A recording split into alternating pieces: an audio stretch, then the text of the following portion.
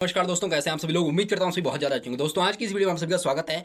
अगर आप लोग किसी भी वनडे एग्जाम की तैयारी करो जिसमें एक दिन पेपर होता है, रिटन एग्जाम आपका वनडे का होता है, बाकी प्री मेंस ऐसा कुछ नहीं होता। लाइक एसएससी जीडी या किसी भी स्टेट की पुलिस को ले लीजिए आप लोग, या होम गार्ड को ले लीजिए, किसी भी ऐसे एग्जाम की आप तैयारी कर रहे हैं जिसमें वनडे का आपका पेपर होता है, तो उसके लिए मैं बताऊंगा कि आप जीके के नोट्स कैसे क्रिएट कर सकते हो। और इतने अच्छे नोट्स आपको आज की वीडियो में बताने वाला हूँ कि इतने अच्छे तरीके से आप लोग नोट्स क्रिएट करोगे कि आपको रिवाइज करने की टेंशन नहीं होगी। आप आराम से रिवाइज कर दोगे और लिखते लिखते बनाते बनाते आपको वो चीज़ें याद होने वाली हैं।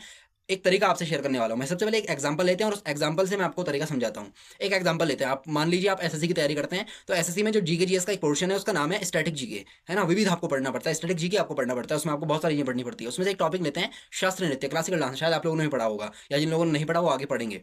तो उसमें एक टॉपिक आता है क्लासिकल डांस, और क्लासिकल डांस के अंदर 8 क्लासिकल डांस हमारे अभी इंडिया में है। और जो क्लासिकल डांस है उसमें एक टॉपिक है, एक क्लासिकल डांस है केरल का, जिसका नाम है कथकली। अब कथकली में आपने एक फैक्ट बताया टीचर ने आपको, या आपने बुक से रीड किया कि कथकली में एक भाषा का यूज होता है जिसे मणिप्रबलम भाषा कहते हैं। मणिप्रबलम लैंग्वेज कहते हैं। एक लैंग्वेज यूज की जाती है कथकली के अंदर, जो कि क्लासिकल डांस है। उस क्लासिकल डांस के अंदर जो लैंग्वेज यूज होती है उसका नाम है मणिप्रबलम। और बुक में या टीचर ने आपको ऐसा बताया कि जो मणिप्रबलम भाषा है ये संस्कृत और मलयालम दो भाषाओं का मेल है। तो अब आप अगर नोट्स क्रिएट करेंगे और इफेक्टिवली अच्छे नोट्स क्रिएट करना चाहेंगे, तो आपको वहाँ पर ये पूरा नहीं लिखना है कि कथकली में जो भाषा यूज़ होती है उसका नाम आपका मणिप्रबलम भाषा है, और मणिप्रबलम भाषा संस्कृत एंड आपका मलयालम भाषा जो मिलकर बनी हुई है। ऐसा कुछ लिखने की जरूरत नहीं है। सिंपल आपने जो टॉपिक डाला है कथकली, कथकली के अंदर एक पॉइंट बना के लिखो कि इसमें भाषा लिखो, भाषा के आगे डैश करो, और डैश करने के बाद मणिप्रबलम भाषा लिखो, और ब्रैकेट बनाओ, और ब्रैकेट के अंदर लिखो संस्कृत प्लस मलयालम। ये होते हैं कीवर्ड्स। ये ऐसे कीवर्ड्स होते हैं जो आपके दिमाग में फिट होते हैं। जब आप एग्जाम में बैठोगे तो एग्जाम में बैठने के बाद आपके दिमाग में अचानक आएगा कि हाँ ऐसी कोई भाषा तो थी। अगर आपको ठीक से याद नहीं है तो आपको याद आएगा कि हाँ ऐसी कोई भाषा तो थी जिसको दो भाषाओं के योग से जो दो भाषाओं के सम से या योग से जो बनती थी, उसका नाम आपको अचानक दिमाग में आ जाएगा। आप फिर ऑप्शन एलिमिनेशन भी कर सकते हो वहाँ पे, अगर आपको आंसर नहीं पता है तो। वैसे तो आपको इफेक्ट ऐसे ही दिमाग में याद हो जाएंगे जैसे आप उनको लिखोगे। तो ये होते हैं नोट्स को बनाने का एक बढ़िया तरीका। तो यही तरीका मैं आपसे शेयर करने वाला हूँ, और एग्जांपल दूंगा अपने खुद के नोट्स के। मैंने भी नोट्स क्रिएट किए हैं जीके जीएस के, मैं भी तैयारी करता हूँ, तो मैंने भी नोट्स क्रिएट किए हैं। उन नोट्स से आपको क्या क्या सीखना है, क्या क्या गलतियां नहीं करनी है, क्योंकि स्टार्टिंग में मैंने भी नोट्स क्रिएट किए। और स्टार्टिंग में जब मैं नोट्स क्रिएट करता था तो टीचर जो जो भी चीज़ बोल रहा है, लाइक उसने कुछ भी बोला एक टॉपिक के बारे में, मैं वो सारा का सारा पूरी रामायण पूरी महाभारत लिख देता था वहाँ। और फिर जब रिवीजन का टाइम आता था तो समझ नहीं आता था कि कहाँ से पढ़ूँ, कैसे पढ़ूँ, क्या पढ़ाया था। वो चीज़ें फिर याद नहीं रहती हैं। और शॉर्ट नोट्स जब आप बनाते हैं तो उसमें आपको चीज़ें एकदम दिमाग में फिट हो जाती हैं। आपको कई बार तो ऐसा भी होता है कि पेज नंबर याद हो जाता है, आपको पेज समझ में आ जाता है कि यहाँ पे मैंने दाएं साइड ऐसा लिखा है, बाएं साइड मैंने ऐसे लिखा है, वहाँ पे मैंने ऐसे नहीं लिखा है, ऐसे नहीं के नीचे मैंने ऐसा कुछ लिखा है। तो वो चीज़ें याद होने लग जाती हैं। और इसका एक ही रीज़न होता है उन चीज़ों को याद होने का, वो एक रीज़न है कि क्या आपने नोट्स जो बनाए हैं वो शॉर्ट नोट्स बनाए हैं। तो आपको बताऊंगा आज अपनी वीडियो अपने नोट्स का एग्जांपल देके कि कैसे आप लोग शॉर्ट नोट्स बना सकते हो।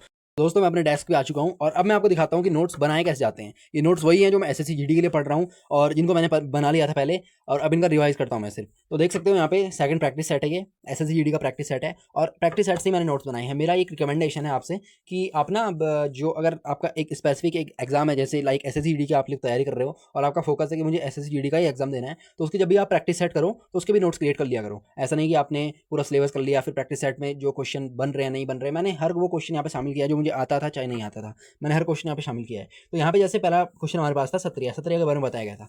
तो सर ने जो क्वेश्चन बताया होगा पढ़ाते टाइम, वो एक बहुत बड़ा क्वेश्चन रहा होगा कि सत्रिया यहाँ कहाँ का नृत्य है या कुछ भी है। तो मैंने ऐसा कुछ नहीं लिखा वहाँ पे, मैंने सिर्फ एक हेडिंग डाली सत्रिया, और उसके बाद उसके बारे में लिखना शुरू कर दिया कि वैष्णव मठों में विकसित हुआ, आपका आध्यात्मिक भक्ति और आंदोलन संबंधित है, 15वीं शताब्दी में श्रीमद शंकर देव ने इसको प्रसिद्ध किया, प्रचलित किया, 500 वर्ष पुराना है, सबसे पुराना ये सीडी है। ये सब मैंने उसमें लिखना प्रारंभ कर दिया। तो ऐसे ही आपको भी नोट्स क्रिएट करने हैं। आपको कभी भी ऐसा नहीं करना है कि पूरा क्वेश्चन उतार रहे हैं फिर अलग अलग अजीब अजीब सा लिख रहे हैं, ऐसा कुछ लिखने की जरूरत नहीं है। फिर दूसरा हमारे पास टॉपिक आता है अंतर्राष्ट्रीय न्यायालय। तो यूएन के बारे में मैं इससे पहले वाले प्रैक्टिस सेट में पढ़ चुका था। तो यूएन के बारे में जो अंतर्राष्ट्रीय न्यायालय है उसके बारे में मैंने पूरा लिखा कि जज का कार्यकाल कितना होता है, जज इसमें कितने होते हैं, जो कुछ भी होना, जो कुछ भी लिखना था वो मैंने सब यहाँ पे लिखा। जितना कुछ भी था कि भारत के 4 जज शामिल हुए, पहले कौन थे, पहले अध्यक्ष कौन थे इसके, है ना, पहले महासचिव कौन थे, ये सब मैंने पूरी चीज़ें यहाँ पे लिखी।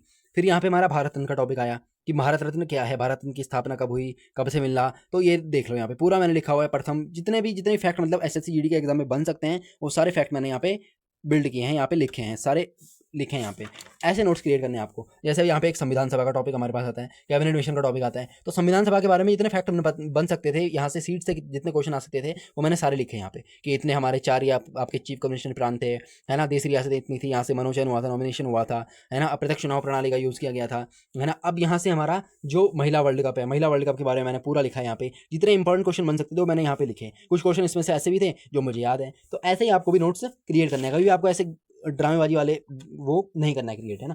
जैसे यहाँ पे एसबीआई है, तो एसबीआई के बारे में पूरा लिखा मैंने, है ना, कि पहले अध्यक्ष जॉन मथाई थे, स्थापना 1955 में हुई। तो ऐसे करके फिक्की के बारे में पूरा लिखा, ये देख सकते हो आप लोग, फिक्की के बारे में पूरा लिखा जो जितना भी था। अब यहाँ पे तीसरा प्रैक्टिस सेट आया, तीसरी क्लास हुई, तो मोहिनीअट्टम के बारे में मैंने पूरा लिखा कि मोहिनीअट्टम में उपयोग होने वाले मुख्य वाद्य यंत्र क्या है, भगवान विष्णु का मोहिनी स्त्री रूप है।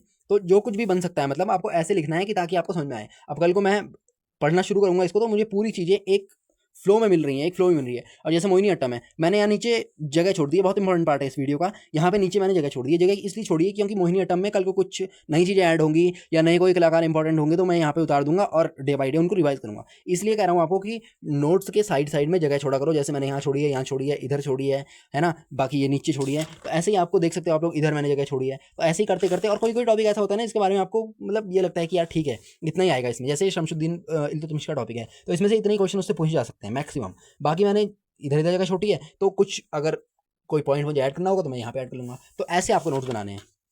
जैसे पेरिस ओलंपिक 2024 का है, तो उसमें मैंने पूरा लिखा कि कितने पदक जीते, थीम क्या थी, आदर्श वाक्य क्या था, और जो भी मेरी इंपॉर्टेंट चीज़ें थी उनको पूरा गोल बना दिया या कुछ भी, मतलब उस पर एक बढ़िया तरीके से उसको लिखा। भरतनाट्यम है तो भरतनाट्यम के बारे में पूरा लिखा। अब भरतनाट्यम के बारे में 4 नट्टूवार होते हैं भरतनाट्यम में, उनका मुझे पता नहीं है, तो उनके बारे में यहाँ पे लिखूंगा, है ना। तो ऐसे आपको नोट्स क्रिएट करने हैं। तो दोस्तों उम्मीद करता हूँ आपको समझ में आया होगा कि नोट्स कैसे क्रिएट किए जाते हैं।